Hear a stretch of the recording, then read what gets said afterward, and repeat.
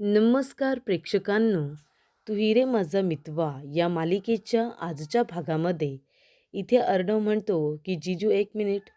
तेव्हा राकेश थांबलेला असतो आणि अंजली रूममध्ये गेलेली असते. तेव्हा राकेश म्हणतो, काय रे अर्णव? तेव्हा इथे अर्णव खिशातून त्याचा रुमाल काढतो ज्याच्यावरती आर असतो आणि तो म्हणत असतो की हा रुमाल तुझा आहे. R for Rajesh. तेव्हा राकेश म्हणत असतो, हो रे, हा माझाच रुमाल आहे. कुठे पडला होता? मला असं वाटतंय मी जेव्हा तुझ्या गाडीचे ब्रेक फेल केले तेव्हा तिथे पडला असेल, हो ना? हा रुमाल पण ना कुठेही पडत असतो, त्याला कळत नाही खिशात राहायचं ते. तेव्हा इथे अर्णव म्हणतो, तुझी हिंमत कशी झाली गाडीचे ब्रेक फेल करायची? काय करायचं होतं तुला? काय होतं तुझ्या मनात? काय साध्य केलंस हे सगळं करून?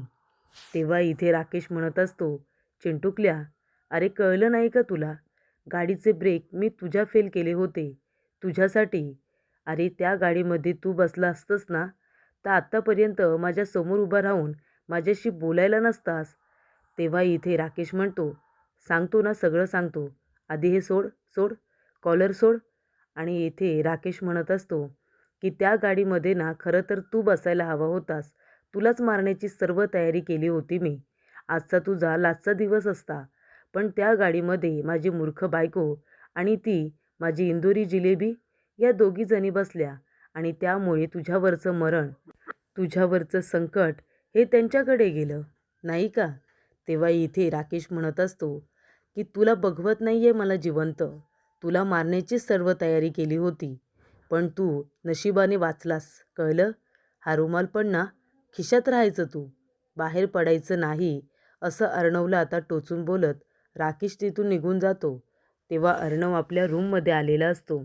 अर्णवला भयंकर त्याचा राग आलेला असतो, पण करणार काय? तो अंजलीला सुद्धा सांगू शकत नाही आणि त्याला मारूसुद्धा शकत नाही.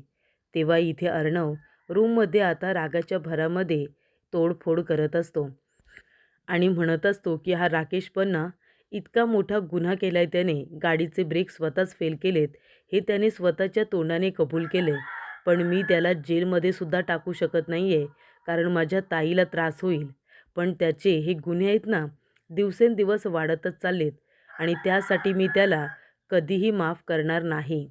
तेव्हा प्रेक्षकांनो, इथे हा अर्णव आता खूपच जास्त रागवलेला असतो. तो रागाच्या भरामध्ये आता खूप जास्त बोलत असतो. त्याला त्रास होऊ नये म्हणून ईश्वरी म्हणत असते, सर, पण आपल्याला माहिती होतं ना की हे सगळं त्या राकेशने केलंय. आपल्याला संशय आला होता. मग का तुम्ही स्वतःला इतका त्रास करून घेताय? प्लीज, प्लीज सर, तुम्ही शांत व्हा ना. तेव्हा अर्णव म्हणतो, कसं काय शांत होऊ? आणि तो ईश्वरीच्या हाताला आता हिसका देतो आणि बाजूला करतो. ईश्वरीच्या हाताला आधीच लागलेलं असतं आणि त्याच हाताला त्याने जोरात हिसका दिलेला असतो. तेव्हा इथे ईश्वरीचा हात इतका दुखतो की तिचा जीव इथे नकोसा वाटतो. ती म्हणत असते की अरे देवा, आई आई गं, आणि ती पूर्णपणे आता कळवळलेली असते. इतका तिला त्रास झालेला असतो. तेव्हा अर्णव म्हणतो, मी सिंदूर, तुला लागलं का? सॉरी, ते मी रागाच्या भरामध्ये हात बाजूला केला. सॉरी, माझ्या लक्षात नाही आलं. तेव्हा इथे अर्णव ईश्वरीच्या हाताला फुंकर मारत असतो आणि प्रेमाने हात फिरवत असतो. तेव्हा ईश्वरी त्याच्याकडे एकटक बघत असते आणि म्हणत असते की सर, काळजी तर तुम्हाला आहे, पण उगाचच आपली तुम्ही असं काही दाखवत असता, तुम्ही नाटक करत असता की तुम्हाला माझी काळजी नाही आहे. काळजी तर आहे तुम्हाला, हो ना? तेव्हा इथे अर्णव आता काही बोलायला जाणार. ईश्वरी म्हणते, हो हो सर, मला माहिती आहे.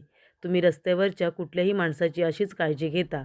अगदी कुठली मुलगी असली तरीसुद्धा तुमच्यासाठी सगळे सारखेच आहेत. तुम्ही काय माझ्यासाठी स्पेशल असं काही करत नाही, मला माहिती आहे. असं आता ईश्वरी अर्णवला म्हणते आणि म्हणते, सर, तुम्ही कितीही बोला, कितीही दाखवा, पण तुम्हाला माझी काळजी आहे. तेव्हा प्रेक्षकांनो, सुप्रिया आणि नम्रता दोघीजणी आता मार्केटमध्ये आलेल्या असतात. दोघीजणी आता ईश्वरीला भेटायला जात असतात. सुप्रिया म्हणते, मी काय म्हणते नमू, इशूसाठी आपण इथे फळं घेऊया का? आणि इथेच भाज्या पण घेऊया, कारण मग नंतरला पुन्हा इथे मार्केटमध्ये यायला नको, घरीच निघून जाऊ. तेव्हा नम्रता आणि इथे सुप्रिया दोघीजणी भाजी घेत असतात, इशूसाठी फळं घेत असतात. तेवढ्यात तिथे आलेली असते वल्लरी. वल्लरी रिक्षाला हात करत असते. ती म्हणत असते, रिक्षा. ती जोरात जशी ओरडते तसं सुप्रियाचं लक्ष तिच्या आवाजाच्या दिशेने येतं. तेव्हा सुप्रिया तिच्याकडे बघत राहते. इतकी वर्षमध्ये निघून गेलेली असतात, त्यामुळे तो चेहरा ओळखीचा आता राहिलेला नसतो. पण आवाज आणि थोडंफार दिसणं, ज्या बाईने तिचं आयुष्य उद्ध्वस्त केलंय, ती थोडी तरी लक्षात राहिलीच असेल ना. तेव्हा सुप्रिया म्हणत असते, ही बाई मला ओळखीची वाटते. तेव्हा इथे वल्लरी रिक्षात बसून आता निघून जाते. पण सुप्रियाचं लक्ष मात्र तिच्याकडेच असतं. सुप्रियाने वल्लरीला बघितलेलं असतं आणि तिला ओळखलेलं सुद्धा असतं. तेव्हा सुप्रिया म्हणत असते, ही तीच बाई होती का? आवाज तर मला ओळखीचाच वाटत होता. हिनेच तर माझं आयुष्य उद्ध्वस्त केलं होतं. नम्रता म्हणते, काय गाई काय झालं? तेव्हा सुप्रिया म्हणते, अगं ती तीच बाई होती. तेव्हा इथे सुप्रिया म्हणते, कोण बाई? सुप्रिया म्हणते, अगं असं काय करतेस? ही तीच बाई होती जिने माझं. तेव्हा नम्रता म्हणते, काय? तिने तुझं काय? तेव्हा सुप्रिया म्हणते, नाही गं काही नाही. जाऊ दे तिकडे, मला भात झाला असेल. बरं तू भाजी घेतलीस का आपल्याला? तेव्हा नमू म्हणते, हो भाजी घेतली आहे, पण पैसे द्यायचे आहेत. थांबा मी पैसे देते. आणि आता नम्रता तिथून गेलेली असते. पण तिला संशय आलेला असतो की नेमकं झालं काय? पण तेव्हासुद्धा सुप्रिया नम्रताला काही नाही सांगत. तर इथे अंजली सगळेजण बसलेले असतात. अंजली म्हणत असते, खरं सांगू का? आज आपण सगळेजण असे एकत्र बसलोय ना, फक्त ईश्वरीमुळे. ईश्वरीमुळे आज मी तुमच्या सगळ्यांमध्ये आहे. तेव्हा इथे सगळेजण म्हणतात, हो. मामा म्हणतात, अंजली, अगं ती आठवण आता सारखी सारखी काढू नको गं. त्रास होतो ना तुला. तेव्हा इथे अंजली म्हणते, पण नाही, मी हे विसरणार नाही की आज मी फक्त ईश्वरीमुळे सुखरूप आहे आणि म्हणूनच मला ईश्वरीला स्पेशल थँक्स म्हणायचं आहे. तेव्हा तिथे राकेश आलेला असतो. तो इथे ईश्वरीचा हात पकडायची संधी काही सोडत नाही. राकेश म्हणत असतो, ईश्वरीजी, नाही पण खरंच तुमच्यामुळे माझी बायको आणि माझं बाळ दोन्हीसुद्धा सुखरूप आहेत. ईश्वरीचा हात पकडल्यानंतर अर्णवला खूप राग आलेला असतो. तेव्हा इथे तुमचे उपकार मी कधीही विसरणार नाही, असं आता राकेश म्हणत असतो. तेव्हा इथे अर्णव म्हणतो, हो ना, कशाला तुम्ही उपकार वगैरे बोलताय जीजू? अहो ती तुम्हाला लहान बहिणीसारखी आहे, हो ना? अगदी बहिणीसारखी आहे तुमची. मग एवढं सगळं केलं तर तुम्ही काही तिला थँक्यू म्हणणार आहात का? उपकाराच्या भाषा करणार आहात का? तेव्हा अंजली म्हणते, हो रे बाबा, पण मी खरं सांगू का? माझ्यासाठी तर ईश्वरी खरंच माझी बहीणच आहे, अगदी लहान बहीण. आणि तिने हे सगळं माझ्यासाठी केलं आहे ना, हे मी सुद्धा कधीही विसरणार नाही आहे. म्हणूनच मला आता ईश्वरीला स्पेशल थँक्यू म्हणायचं आहे ना. तेव्हा मामा म्हणतात, अगं मग म्हण की. तेव्हा अंजली म्हणते, नाही नाही असं नाही, तिला स्पेशल थँक्स म्हणायचं आहे, तिला छोटीशी पार्टी देऊन. मला पार्टी द्यायची आहे ईश्वरीला आणि मला तसं तिला थँक्स म्हणायचं आहे. त्याच्यामध्ये ती आपल्याकडून जे काही मागेल ना, ते सगळं आपल्याला तिला द्यावं लागेल. तेव्हा ईश्वरी म्हणते, खरंच? म्हणजे मला जे हवं असेल ते मला मिळेल? तेव्हा इथे ईश्वरी बोलताना अर्णवकडे बघते. तेव्हा अंजली म्हणते, हो गं, तुला अर्णवकडून काही हवं आहे का? जे हवं ते माग आणि त्याने नाही दिलं ना, तर त्याचा कान पिळून त्याला द्यायला लावेन. तेव्हा इथे ईश्वरी हसायलाच लागते. तेव्हा इथे प्रेक्षकांनो, ईश्वरी रूममध्ये आलेली असते आणि ती म्हणते, अंजलीताई पण ना, म्हणजे मला थँक्स म्हणण्यासाठी कुणी पार्टी वगैरे देतं का? त्यासुद्धा काही करत राहतात.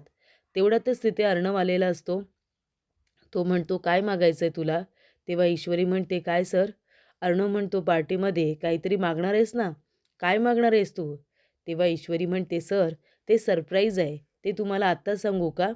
घाबरू नका सर, मी काही तुमचं बिझनेस एम्पायर वगैरे मागणार नाही आहे, कळलं ना? तर इथे प्रेक्षकांनो, आता आलेली असते सुप्रिया. सुप्रिया आणि नम्रता. सुप्रिया आतमध्ये जायला घाबरते, कारण अर्णवने तिला सांगितलेलं असतं की गेटच्या आतमध्ये यायचं नाही. तेव्हा ती म्हणते की काय करू? इशूलाच बाहेर बोलवू का? तेव्हा आकाश तिथे येतो आणि म्हणतो, अरे काकू नम्रता, चला ना आतमध्ये चला. तेव्हा सुप्रिया म्हणते, तुम्ही एक काम करा दोघेजणं, आतमध्ये जा, मी एक फोन करून महत्त्वाचा येते. नमू म्हणते, आई अगं नंतर कर ना. तेव्हा सुप्रिया म्हणते, महत्त्वाचा फोन आहे, आत्ताच करावा लागेल. तेव्हा इथे ईश्वरीला फोन केलेला असतो. आकाशसुद्धा आता नम्रताला घेऊन आतमध्ये आलेला असतो. तेव्हा प्रेक्षकांनो, इशू म्हणत असते, सर, आईचा फोन आहे, एक मिनिट हां. आणि ती फोन उचलते आणि म्हणते, हां आई बोल ना. तेव्हा सुप्रिया म्हणते की इशू, नम्रताकडून तुझ्या ॲक्सिडेंटबद्दल कळलं. मला तुला बघितल्याशिवाय राहवलंच नाही गं. तुला बघण्यासाठी मी इथपर्यंत आली, पण मी घरामध्ये येऊ शकत नाही. मी घरात आलेलं अर्णवला आवडणार नाही ना म्हणून. तू एक काम करतेस का बाळा? माझ्यासाठी तूच खाली येतेस का? तुला बाहेरच्या बाहेर बघेन आणि मी निघून जाईन. तेव्हा इथे ईश्वरी म्हणत असते, आई अगं कशाला आलीस तू? बरं ठीक आहे, काही हरकत नाही. मी बघते हां, आलेच मी. तेव्हा इथे ईश्वरी म्हणत असते, की सर माझ्या आईचा फोन आला होता. ती मला बघायला आली आहे. खाली गेटजवळच आहे, आतमध्ये नाही आली ती. मी तिला तिथेच भेटून येते हां पटकन. तेव्हा इथे अर्णव म्हणत असतो, एक मिनिट, तुला खाली जायची काही गरज नाही आहे. तेव्हा ईश्वरी म्हणते, सर प्लीज, प्लीज असं करू नका. तेव्हा अर्णव म्हणतो, तू इथेच थांब, मी आलोच. तेव्हा ईश्वरीला वाटतं, की अर्णव आता माझ्या आईला हकलून देतोय की काय? तिला जायला सांगतोय की काय? म्हणून ईश्वरी घाबरलेली असते. ती म्हणत असते, सर थांबा, प्लीज सर थांबा. पण अर्णव काही ऐकत नाही. तो खाली आता आलेला असतो. सुप्रिया म्हणत असते, की माफ करा अर्णव, खरं तर मी येणार नव्हते. पण काय करू? आईचं मन आहे ना, आईचं काळीज आहे. ईश्वरीच्या अपघाताबद्दल समजलं आणि तिला भेटण्याची ओढ लागली. म्हणून तिला फक्त इथे बघायला आले. मी लगेच तिला बघून निघून जाणार आहे. तेव्हा अर्णव म्हणत असतो, एक मिनिट, तुम्ही इथे कशाला आलात? खरं तर तुम्ही इथे यायलाच नको होतं. पण एक गोष्ट लक्षात ठेवा, तुमच्या मुलीने जे काही केलं आहे ना, ते माझ्या ताईसाठी आणि तिच्या बाळासाठी खूप काही केलं आहे. तिच्यामुळे माझी ताई सुखरूप आहे आणि म्हणूनच तिचे उपकार आहेत माझ्यावरती. तेव्हा तुम्ही एक काम करा, आता इथे आलाच आहात ना, तर जा तुमच्या मुलीला जाऊन तिच्या रूममध्ये भेटा आणि काही काळजी करू नका. मी कुणाला काही बोलणार नाही आहे. तेव्हा सुप्रिया म्हणत असते, तुम्ही हे मनापासून बोलताय अर्णव? तेव्हा अर्णव म्हणतो, हो, जाऊन तुम्ही भेटू शकता. तसंही तुमच्या मुलीचे उपकारच आहेत ना आमच्यावरती. तेव्हा इथे सुप्रियाला खूप आनंद होतो. ती ईश्वरीला भेटायला रूममध्ये जाते. तर इथे प्रेक्षकांनो वल्लरीने सदावर्ते यांना फोन केलेला असतो. ती म्हणत असते, की सदावर्ते बोला, अहो कधी येताय घरी? उद्या येताय ना आठवणीने? लवकर या, मी तुमची वाट बघते. तेव्हा इथे वल्लरी म्हणत असते, काहीही झालं ना तरीसुद्धा त्या भिकारड्या नम्रताला मी माझ्या घरची सून होऊच देणार नाही. काहीही झालं तरीसुद्धा दॅट इज दॅट, असं ती म्हणत असते. तर इथे ईश्वरी सुप्रियासाठी कॉफी घेऊन आलेली असते. ती म्हणते, आई हे घे, तुझ्यासाठी कॉफी घे बरं आणि बस तू इथे प्लीज बस. तेव्हा सुप्रिया म्हणते, तुला माहिती आहे इशू, अर्णवने स्वतःहूनच मला रूममध्ये तुला भेटायला पाठवले. तेव्हा इशू म्हणते, आई काय बोलतेस काय? नाही पण खरं सांगू का आई, अर्णव सर आहेत ना हळूहळू बदलत आहेत. त्यांच्या मनातला राग आहे ना, तो थोडा थोडा आता जातोय. तूच म्हणाली होतीस ना, की काळ हे सगळ्यावरचं औषध आहे म्हणून, तसंच काहीसं होतंय असं समज. तेव्हा इथे सुप्रिया म्हणत असते, इशू बाळा, अगं काय सांगू तुला, मला इथे खरं तर यायला भीतीच वाटत होती. पण तुझा अपघात झाला हे मला कळलं आणि मला राहवलं नाही गं, म्हणून मी धावत पडत तुला बघायला आले. तेव्हा ईश्वरी म्हणत असते, आई मला माहिती आहे गं, बरं तू मला सांग, काही पुरावे वगैरे हाती लागले का? सुप्रिया म्हणते, हवे तसे पुरावे हाती लागले नाहीत गं, काही नंबर वगैरे मिळालेत, पण त्यांच्यावरून अशी पुरेशी अशी माहिती मिळाली नाही आहे. पुरावे मिळतील का गं मी निर्दोष असल्याचे? तेव्हा इशू म्हणते, नक्की मिळतील, तू अजिबात काळजी करू नको, तू निर्दोषच आहेस आई. तेव्हा सुप्रिया म्हणत असते, बरं ठीक आहे, नमू कुठे आहे? तर ती अंजली ताईंबरोबर गप्पा मारते. तिला सांग आपल्याला निघायचं आहे, मी सुद्धा आता निघते. तेव्हा इथे सुप्रियाचं लक्ष जातं ते म्हणजे अर्णवच्या आईच्या फोटोकडे. तेव्हा सुप्रिया जाते, अर्णवच्या आईचा फोटो आपल्या हातामध्ये घेते सात्विकाचा आणि म्हणत असते, की बघताय ना तुम्ही काय घडते माझ्याबरोबर. सगळ्यांना असं वाटतंय की मी दोषी आहे, माझ्यामुळे तुमचा जीव गेला. पण खरं तर त्यावेळेला जेवढा तुम्हाला त्रास झाला तेवढा त्रास मलाही झाला आणि हे तुम्हालाही माहिती आहे. माझी काही चूक नाही आहे, मी काहीच केलेलं नाही आहे. पण मी हे कसं सिद्ध करू? माझ्याकडे खरंच काही पुरावे नाही आहेत मी निर्दोष असल्याचे. पण तरीसुद्धा पुरावे गोळा करण्याचा मी नक्की प्रयत्न करते. मी निर्दोष आहे हे मी लवकरात लवकर सिद्ध करेन. माझी या सगळ्यामध्ये काही चूक नाही. तेव्हा इथे सुप्रिया आता रडत असते. तेवढ्यातच अर्णव रूममध्ये येतो. सुप्रिया फोटो ठेवते आणि लगेचच जायला निघते. तेव्हा इथे अर्णव म्हणत असतो, एक मिनिट. तेव्हा इथे सुप्रिया येते आणि म्हणत असते, की अर्णव, थँक्यू सो मच. तुम्ही माझ्या मुलीला मला भेटू दिलंत. तुम्ही इशूची काळजी घेताय, तिला त्रास देत नाही याचा मला आनंद आहे. तेव्हा इथे अर्णव म्हणत असतो, "हे बघा, थँक वगैरे म्हणायची गरज नाही आहे आणि तिने माझ्या बहिणीसाठी खूप काही केले. तिला त्रास होईल असं मी काही नाही करणार. पण एक गोष्ट तुम्हाला सांगतो, तुम्ही आता पुन्हा इथे येऊ नका प्लीज." असं अर्णवने सुप्रियाला सांगितलेलं असतं. त्यानंतर प्रेक्षकांनो पुढील भागामध्ये इथे ईश्वरी म्हणत असते, की नमुताई आणि आकाश सरांच्या प्रेमासाठी मलाच काहीतरी करावं लागेल. घरातल्या लोकांना सांगावं लागेल. तेव्हा इथे ईश्वरी अर्णवजवळ बोलायला बघत असते, पण तिची हिंमतच होत नसते. अर्णव म्हणतो, "काय झालं? काही बोलायचं आहे का?" तेव्हा ईश्वरी म्हणते, "हो सर, बोलायचं आहे."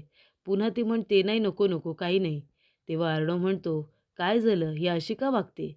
तेव्हा इथे ईश्वरी बाहेर जाते आणि म्हणत असते, की "नमुताई आणि आकाश सरांबद्दल अर्णव सरांना कसं काय सांगू? माझी तर हिंमतच होत नाहीये.